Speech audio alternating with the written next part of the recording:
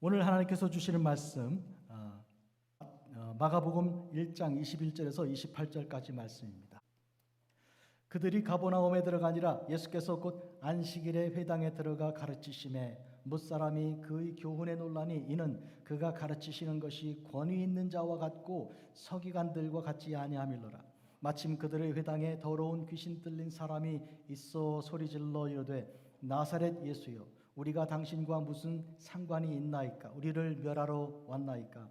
나는 당신이 누구인 줄 아노니 하나님의 거룩한 자니이다.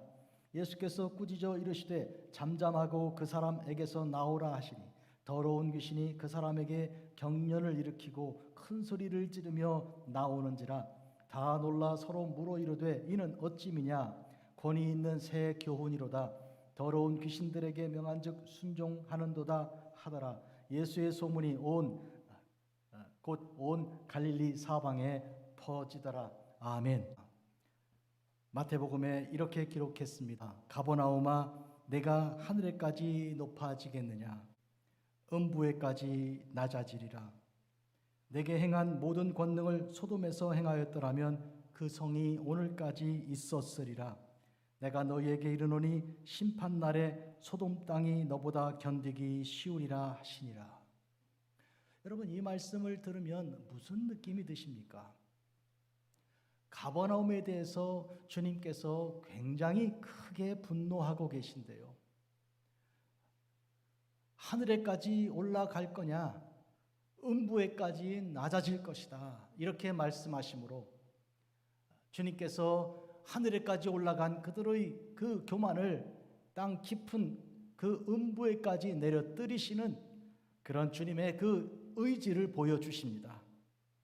그리고 이 가버나움을 주님께서 소돔과 비교하시는 것을 통해서 소돔성이 철저히 완전히 하나님의 진노를 받아 멸망한 것을 그것과 비교해서 차라리 소돔성이 더 심판날에 견디기 쉬울 것이다 말씀하시므로 가버나움은 심판을 견디지 못할 것이라고 말씀하십니다. 생각해 봅니다. 가버나움이 얼마나 큰 잘못을 어떻게 한 것입니까? 도대체 가버나움에는 무슨 문제가 있는 것입니까?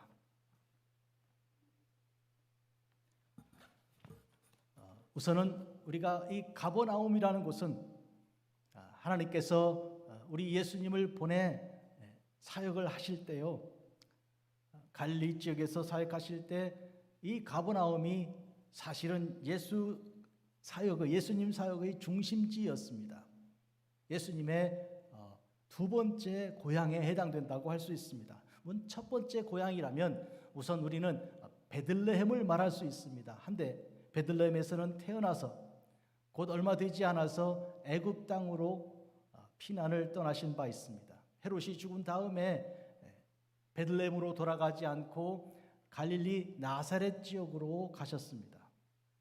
여러분, 갈릴리 호수가 있고 호수의 그 왼쪽 편에 있는 그 넓은 그 지역을 갈릴리 땅이라고 하는데 그 땅 중에서 특히 이제 나사렛 지역에서 어린 시절을 보내셨습니다. 이제 사역을 시작하시는 중에는 그런데 나사렛에서 아니라 바로 이 가버나움에서 사역을 구체적으로 실시하셨고 이후에 거의 모든 사역을 가버나움에서 중심하여 하셨습니다. 그러니까 이 가버나움은 예수님에게 제2의 고향이라고 말할 수 있고 가버나움을 예수님의 동네 혹은 예수님의 마을이라고도 부르는 그런 가버나움입니다. 오늘 우리가 이 메시지를 들으면서 하나님께서 이 예수님을 보내사 특별히 많은 이적을 베푸시고 또 많은 가르침을 주시고 사랑하셨던 이 땅, 이 마을 가버나움에 대한 진노를 우리가 읽으면서 한때 사랑을 많이 받았고 한때 많은 교육을 받았던, 가르침 받았던 그곳이 진노의 대상이 된 것을 우리가 생각하면 오늘 미국 땅 그리고 한반도 유럽에 있는 그 많은 예수를 믿고 따르던 그 많은 그 나라들과 그 교회들을 떠올리게 될 것입니다. 이에 대해서 오늘 우리는 그럼에도 불구하고 주님께서 땅끝까지 우리를 파송하시는 그 모습을 통해서 가버나움 아니라면 다른 곳으로 간다, 다른 곳에 복음이 전파된다 하여 복음은 그치지 않고 쉬지 않는 것을 말씀드릴 것입니다. 여러분, 갈릴리 호수가 있는데 그 호수의 그 북쪽에 베세다가 있고 그리고 고라신이라는 곳이 있습니다. 그리고 가버나움이 있어서 이렇게 거의 삼각형 형태를 이루는 그 지역을 복음의 삼각지대라고 부릅니다. 그러니까 예수님께서 대부분의 많은 시간을 그 지역에서 기적을 행하시고 가르치시고 이제 특히 산상수훈 같은 복된 말씀도 증거하신 그런 놀라운 지역이 그 지역입니다. 그러니까 복받은 지역 중에 얼마나 큰 복을 받은 지역인지요. 그런데 바로 그 지역들이 주님의 비판을 피하지 못하고 있습니다. 그 중에 대표가 바로 가버나움입니다. 마가복음 2장 1절을 읽으면 수일 후에 예수께서 다시 가버나움에 들어가시니 집에 계시다는 소문이 들린지라 했습니다. 여러분, 집에 계시다 소문이 들렸다. 즉 가버나움에 예수님의 집이 있었다고 우리가 알 수 있습니다. 그 집은 예수님이 소유하셨다는 그런 것보다는 주무시고 또 거기서 쉬시고 다시 나가셨던 그런 중심 터전이었다는 것을 알 수 있습니다. 또한 마태복음에서도 이렇게 기록하고 있습니다. 예수께서 요한이 잡히심을 들으시고 세례 요한이 잡혔습니다. 갈릴리로 물러가셨다가 나사렛을 떠나 스불론과 납달리 지경 해변에 있는 가버나움에 가서 사시니, 그러니까 어떤 사역을 위해 움직여 나가신 것도 있지만 거기서 사셨다 그랬습니다. 거주하셨다 그런 뜻이죠. 마태복음 4장입니다. 또 이어서 17절에는 이때부터 예수께서 비로소 전파하여 이르시되 회개하라 천국이 가까웠느니라 하셨다 했습니다. 회개하라 천국이 가까웠다고 선포하신 그 곳이 바로 가버나움입니다. 예수님 사역의 많은 부분을 이 가버나움 마을에서 실시하셨습니다. 이 가버나움에서 베드로와 안드레를 만나셨고 이들은 이 마을 출신입니다. 또 이에 관련된 많은 이런 다른 제자들도 이제 부르셨는데 가룟 유다 말고는 11명의 제자들이 거의 대부분 이 지역에 속해 있습니다. 그러니 예수님의 그 공생의 사역의 상당 부분이 이제 지연은 물론 인맥까지도 이 가버나움과 깊이 연결되어 있습니다. 그런데 오늘 본문에 우리 주님께서 사역하신 내용을 보면 많은 병자들과 여러 가지 고난 당하는 사람들을 고치시고 사랑하시는 그 모습을 통해서 뭘 느낄 수 있습니까? 예수님께서 이들을 불쌍히 여기시고 긍휼히 여기셨다는 것입니다. 하늘 보좌를 버리고 이 땅에 오신 예수님께서 낮고 천한 곳에 오신 것입니다. 가장 낮고 천한 곳에 오셨던 것인데 사실 가버나움은 그런 의미에서는 어렵고 고통당하고 슬픔 많은 곳, 죄 많고 이 귀신의 역사가 센 강한 그런 지역입니다. 그런 곳에 주께서 어둡고 고통스러운 곳에 밝은 빛으로 오시고 슬픔 당한 사람들에게 소망을 주시는 그 역사로 이루어 오신 것입니다. 그러니까 본래 가버나움이란 고통과 슬픔의 땅이요 고난과 눈물의 그런 이 마을입니다.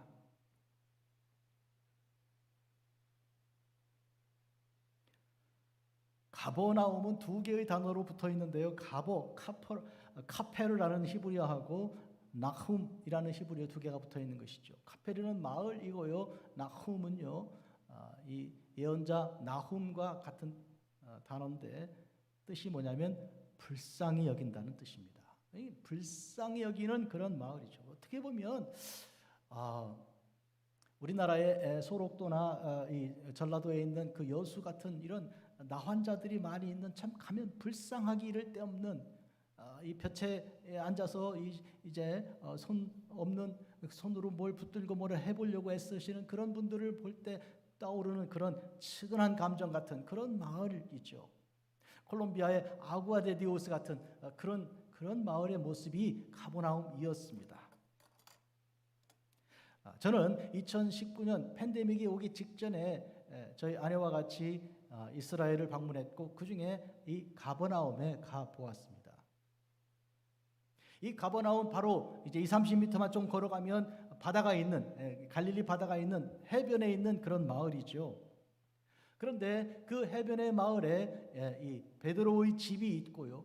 베드로의 집터 위에 기둥을 높이 세워서 집터를 건드리지 않고 이 교회당을 팔각형 교회당을 세웠습니다.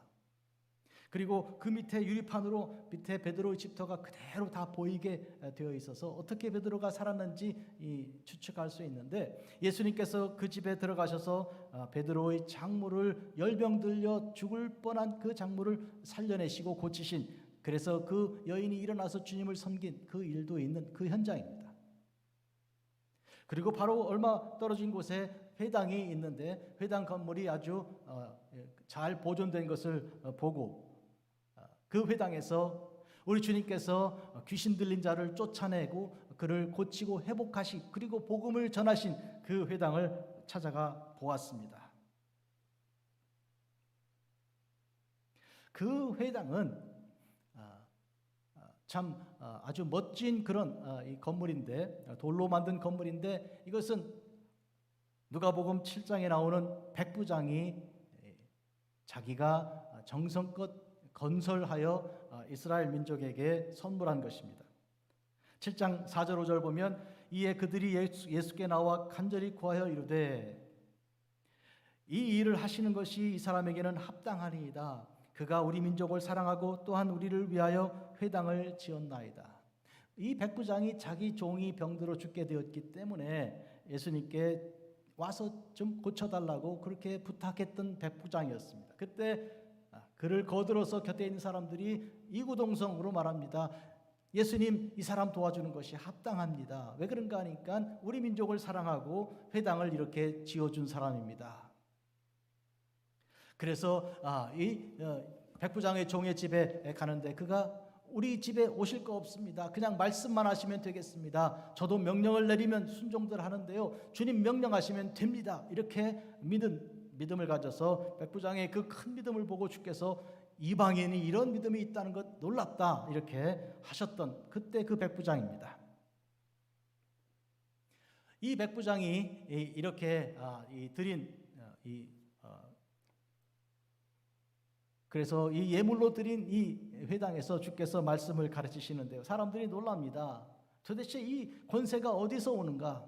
여러분, 말씀을 전할 때 그 말이 빈말이 아니고 그것이 이루어질 때 우리가 권세가 있는 것입니다. 말이라는 것은 그 말이 그대로 씨가 되고 그리고 그것이 이제 열매로 행실로 이루어질 때 권세가 있는 것입니다.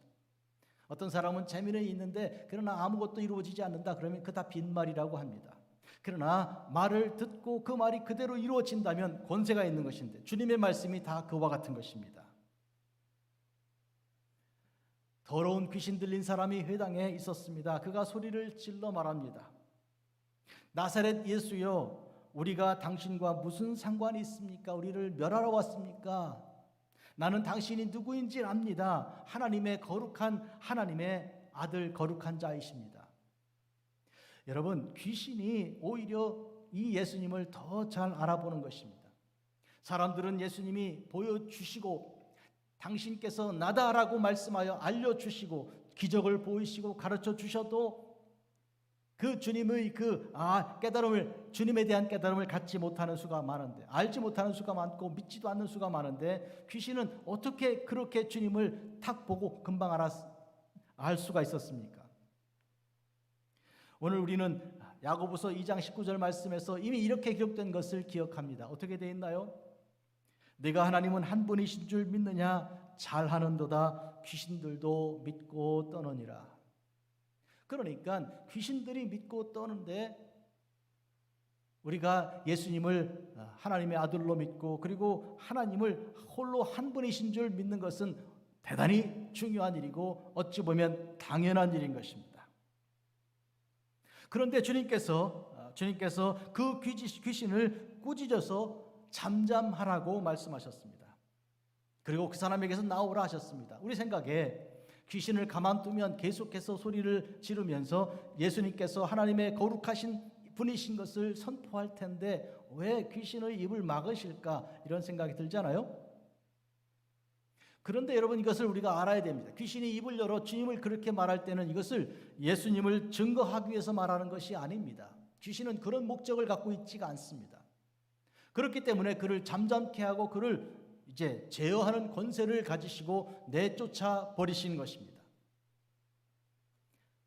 그때 그 더러운 귀신이 그 사람에게 경련을 일으키고 큰 소리를 지르며 나옵니다. 여러분 보십시오. 지금 가버나움에서 사람들은 이 현장을 보고 있는 것입니다. 주님께서 귀신을 내어 쫓으시는 권세를 가지시고 그리고 그 귀신을 이제 제어하여 그 사람을 회복시키는 것을 지금 보고 있습니다.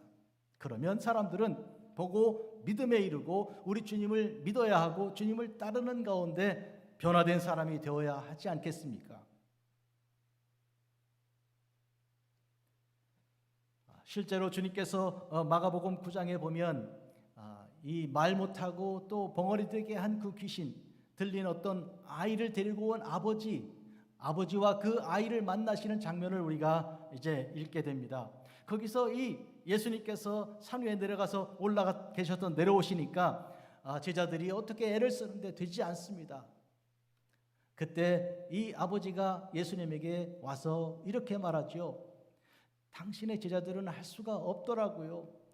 예수님, 당신이 뭔가를 할 수 있다면 좀 우리를 도와주십시오.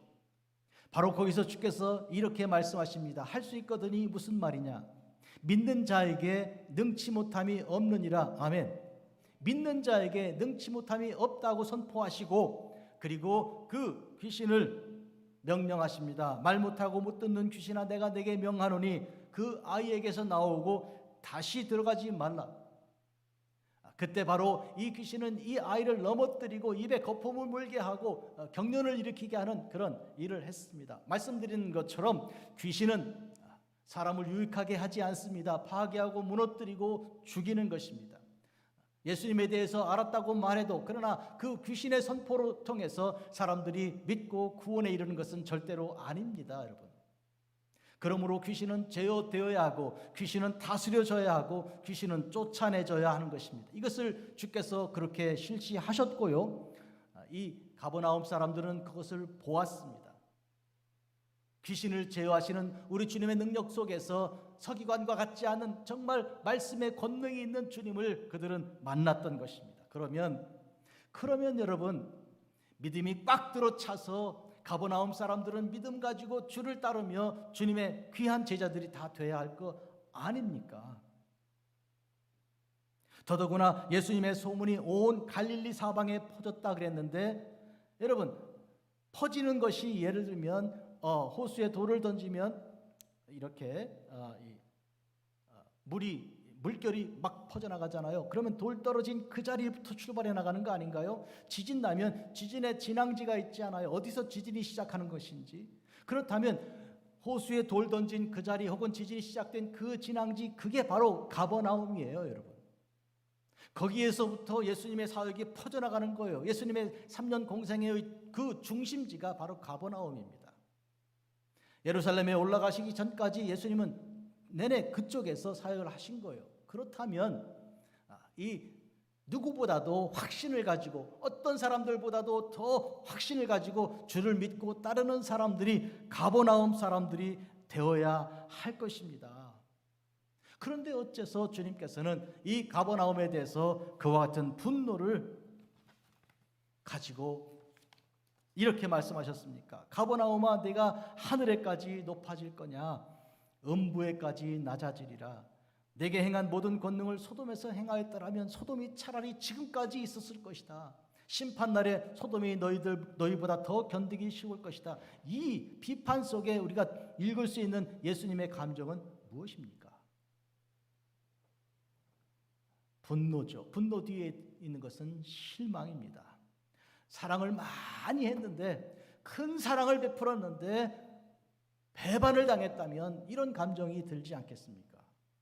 예수님께서 전심을 다하여 온 힘을 다하여 모든 말씀을 전하고 모든 기적을 베풀었다면 사람들이 변화되고 주를 따라야 되는데 도리어 교만해지고요.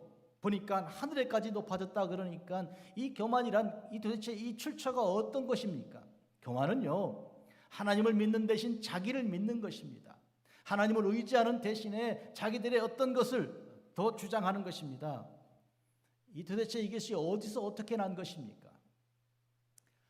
예수님이 우리 전 세계 그 지역에 있는 갈릴리 지역과 이제 유대 지역에 막 퍼져나가게 되고 이제 사람들이 알려지게 되고 그러는데 이 가버나움 사람들은 어떤 태도를 가졌는가 하면 예수님, 우리 고향 사람이야.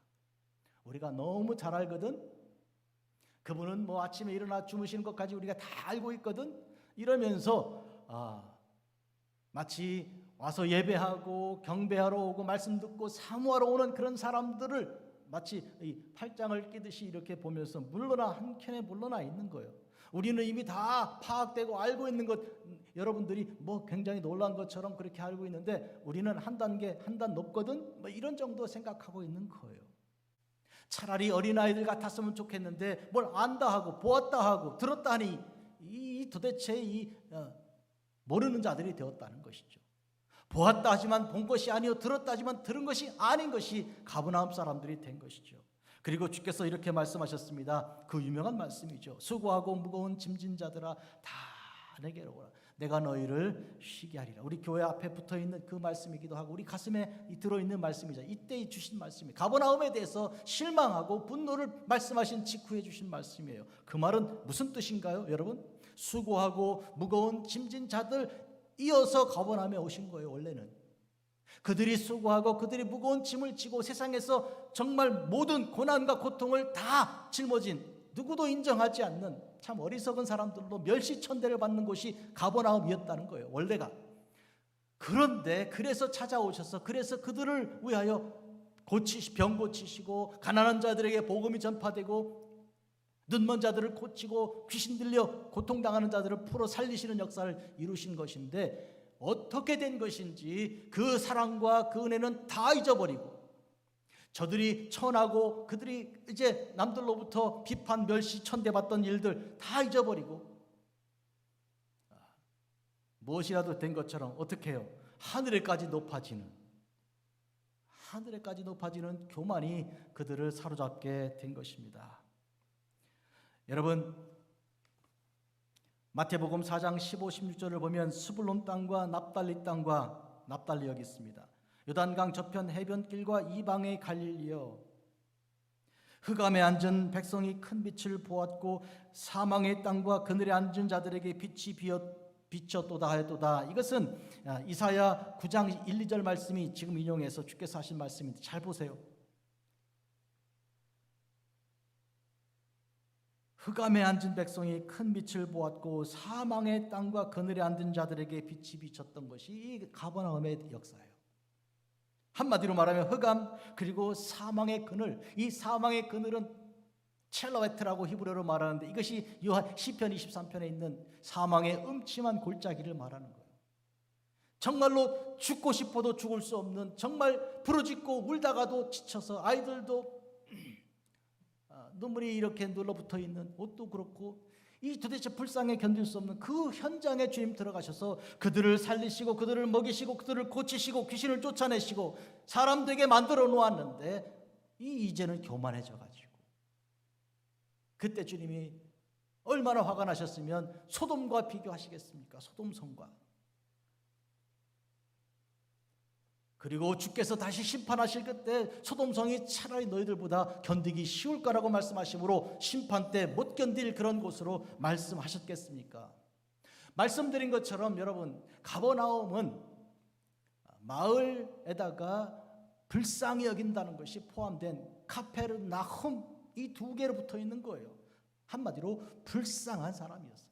불쌍한 마을이고 불쌍한 사람들이었습니다. 여러분, 원래는 그런데 이스라엘이 그러하였습니다. 예언서를 보면요, 에스겔서 보면 온몸이 핏덩어리가 되어서 버려진 아이가 되어가지고 이렇게 손짓 발짓하던 아이를 주께서 거두신 거예요. 여러분, 어떤 아이를 누가 낳고 버렸다고 치면 핏덩어리가 아닙니까? 애기 금방 난 아이, 그죠? 빗덩어리 아이가 손짓 발짓하는 그 모습이 이 예언서의 묘사가 돼. 그게 너다. 그게 이스라엘이다. 그런데 주님께서 거두어들여 그 피를 씻어내고 그리고 사람들에게 젖도 먹이고 이렇게 해가지고 길러놓았더니 큰 다음에 장성한 다음에 함부로 그를 사랑하고 그를 위해 생명을 주신 주님을 거역하고 무시하고 우상에게 간다? 이 얼마나 곤란한 일이냐. 주님의 분노가 선지자를 통해 일어난 것이죠. 지금 이 가버나움이 그런 모습이에요.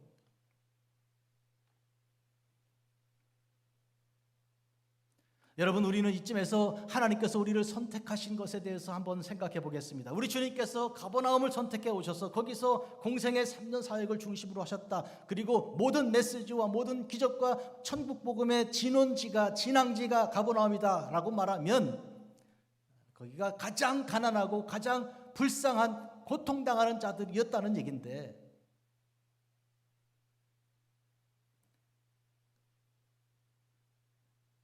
신명기라는 책에서 이스라엘을 선택하는 선택에 대한 메시지가 처음 나옵니다. 창세기, 출애굽기, 레위기, 민수기 이후에 신명기가 처음 나오는 것인데, 하나님이 그러면 이스라엘을 왜 선택하셨나? 왜 이스라엘을 선택하셨나? 9장 5절입니다. 내가 가서 그 땅을 차지하면 내 공의로 말미암음도 아니요 내 마음이 정직함으로 말미암음도 아니고 이 민족들이 악함으로 말미암아 내 하나님 여호와께서 그들을 내 앞에 쫓아내신 것이다. 여호와께서 이와 같이 하신 것은 내 조상 아브라함과 이삭과 야곱에게 하신 맹세를 이루게 하는 것이다. 또 내가 알 것은 내 하나님 여호와께서 내게 이 아름다운 땅을 기업으로 주신 것이 너의 공의로 된 것이 아니다. 너는 목이 곧은 백성이, 목이 곧은이란 말은 교만한, 뻣뻣하게 서가지고 말이죠. 곡식이 열매가 없으면 빳 서잖아요. 그 목이 곧은 것이 이제 그런 모습인데, 그러니 너의 현실을 알라는 거예요. 신명기 7장 7절 여호와께서 너희를 기뻐하시고 너희를 택하시면 너희가 다른 민족보다 수요가 많기 때문이 아니니라 너희가 오히려 모든 민족 중에 가장 적으니라. 한마디로 말하면 이스라엘이 교만할 이유가 하나도 없는 거예요. 그런데 이스라엘은 교만하였습니다. 이게 무슨 일입니까? 오늘 우리로 돌아보겠습니다. 사랑하는 성도 여러분, 우리의 마음속에, 우리 심령 속에 나는 하나님을 많이 알지, 기도도 많이 했고 성경도 잘 안다니까, 나는 권사 아닌가, 나는 장로야, 뭐 이런 생각 속에서 혹시라도 날마다 우리 속에 우리 주님께서 말씀하시는 그 말씀이 우리에게 떨림으로 오지 않고 주께서 보여주시는 그 이상을 볼 때마다 두려워 떨며 구원하신 주님에 대하여 그 십자가의 감동 앞에 우리가 무릎 꿇고 기도하지 않는다면 우리는 그냥 가버나움과 뭘 다릅니까? 우리는 그냥 아무것도 다르지 않다 그 말이에요. 오늘 이런 의미에서 주께서 보이신 사랑에 대한 배신감에 주님께서 떨며 하시는 말씀, 네가 하늘까지 올라간다고 음부까지 내가 내려뜨릴 거야. 소돔보다 내가 나은 게 뭐냐? 못하지.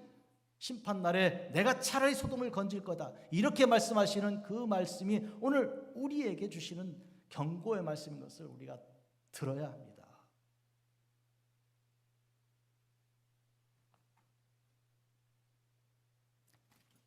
샌프란시스코를 생각합니다. 여러분, 샌프란시스코 라스베가스 같이 신시티 이렇게 죄가 많은 그런 도시, 요새 그렇게 부르기 한데 원래가 그런 곳이 아니었어요. 원래가 그런 데가 아니었다고요.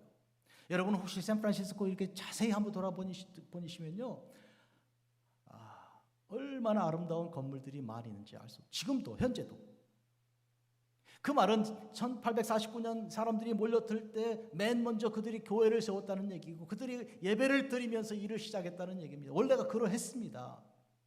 처음 사랑과 처음의 은혜가 지금 다 잊혀진 것이 문제지 원래 처음부터 그런 것이 아니에요. 그들은 원래부터 주님께서 우리에게 구원을 주신 것에 대한 소망을 가지고 이 땅에 와서 살기를 시작한 사람들입니다.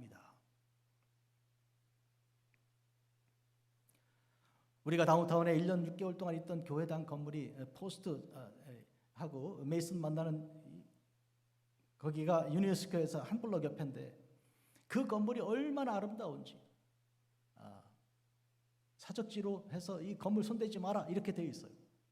교회당은 벌써 8년 넘어갔고요.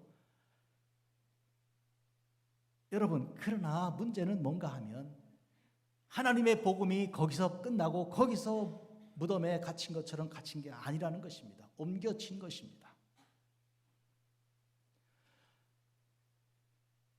에베소 교회에 대한 주님의 그 경고를 보면 요한계시록 2장 4, 5절이죠. 그러나 너를 책망할 것이 있나니 너의 처음 사랑을 버렸느니라. 그러므로 어디서 떨어졌는지를 생각하고 회개하여 처음 행위를 가지라. 만일 그리하지 아니하고 회개하지 않으면 내가 네게 가서 네 촛대를 그 자리에서 옮기리라.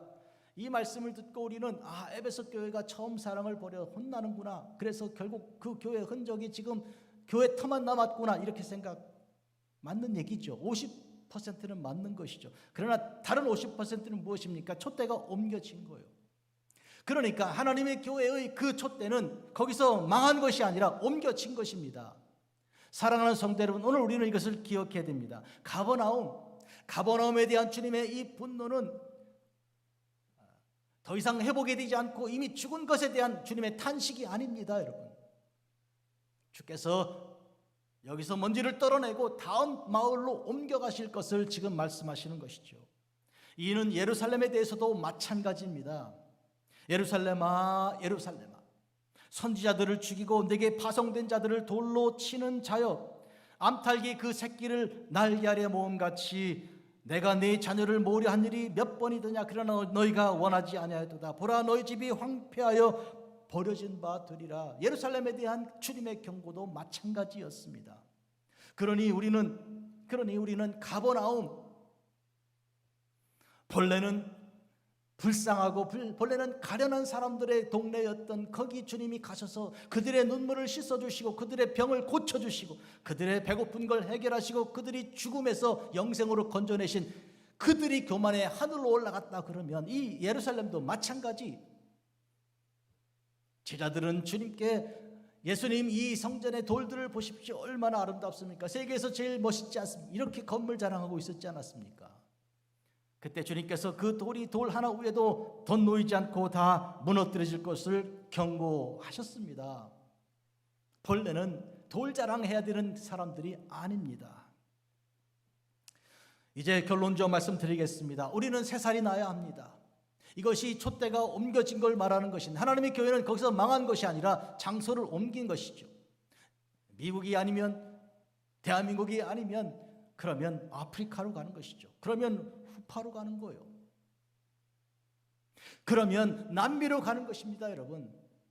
이와 같이 하나님의 교회는 강성하고 왕성하는 것입니다. 문제는 이것을 귀히 여기지 않고 소중히 여기지 않는 사람들에게는 있는 것을 빼앗아서 잔이 그리고 촛대가 옮겨지는 것뿐입니다. 다만 우리는 이와 같은 일을 면하기 위하여 우리 속에 새로운 살이 솟아나야 됩니다. 그 새로운 살이란 새로운 찬양이며 새로운 고백이며 새로운 신앙이며 새로운 노래입니다.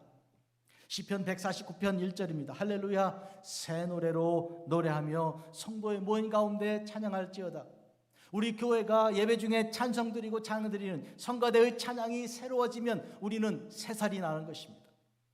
요한계시록 5장 9절, 그들이 새 노래를 불러 이르되 두루마리를 가지시고 그 인봉을 떼기에 합당하시도다. 아멘. 새 노래라는 의미가 이런 것입니다. 여러분이 옛날 노래를 가지고 다 안다 하고 그거 다 들은 거야, 아이고 이제는 지루해, 그것이 아니라 우리 속에 새로운 것이 솟아나는 그런 놀라운 성령의 감동이 오늘 이 자리에서 있어야 하는 것입니다. 주님의 분노는 우리를 이와 같이 새로운 것을 불러일으키시는 그런 동력이 되는 것입니다. 에스겔 선지자의 비전 속에 성전에서 샘물이 솟아나서 동쪽 문을 향해 흘러갑니다. 우리가 보는 여러분 뒤쪽이 동쪽이죠. 정동쪽이죠. 하나님 말씀이 동쪽으로 퍼져 흘러가서 메마른 땅을 적시고 사막의 강물을 이루고 그리고 길을 내는 그런 놀라운 역사를 이루어서 그 강에 사람들이 모여들고 식물이 솟아올라 나오고 나무에서 이제 약재료가 되는 그런 잎사귀가 솟아나는 그런 놀라운 생명의 역사가 일어나는 것은 하나님 말씀으로 새로운 샘물이 일어날 때 가능한 일입니다. 이 일을 주님께서 지금 이루시는 것입니다. 사랑하는 성도 여러분, 주님께서 이 가버나움에 대해서 주신 이 말씀이 오늘 우리에게 어떻게 임하는 것입니까? 주님께서 이 마을을 떠나면 다른 마을로 가라고 하셨고 옷에 먼지를 떨어 증거를 삼으라고 하셨습니다. 주님의 분노는 이 증거입니다. 배척과 핍박, 멸시와 천대가 우리의 삶의 존재였습니다. 우리가 원래 그런 사람들이었습니다. 잊어버리셨습니까? 그런데 우리를 이렇게 아름답게 하고, 이렇게 우리를 존귀하게 하고, 이렇게 우리를 복되게 만드신 우리 주님을 잊어버려서는 안 되는 것입니다. 기도하겠습니다. 자비롭고 거룩하신 아버지 하나님, 혹시라도 내가 이렇게 잘된 것이 나 때문이라고 하는 거짓된 생각을 이 시간 우리가 가졌으면 이 시간 내려놓게 하여 주시고, 오늘 우리 주님의 준엄한 이 말씀을 통하여 우리가 누구인지 누구였는지 알게 하여 주시고, 앞으로 어떻게 살아야 하는지 우리 속에, 우리 입에 새로운 노래가 있어야 하는 것, 주께서 우리 입에 새 노래를 주시는 주님을 우리가 믿고 따르며 주님께 나아가게 하여 주시옵소서. 주여, 우리의 거짓된 자아를 깨뜨려 버려 주시고 우리 속에 새로운 생명을 열어 주시옵소서. 예수님의 이름으로 기도합니다. 아멘.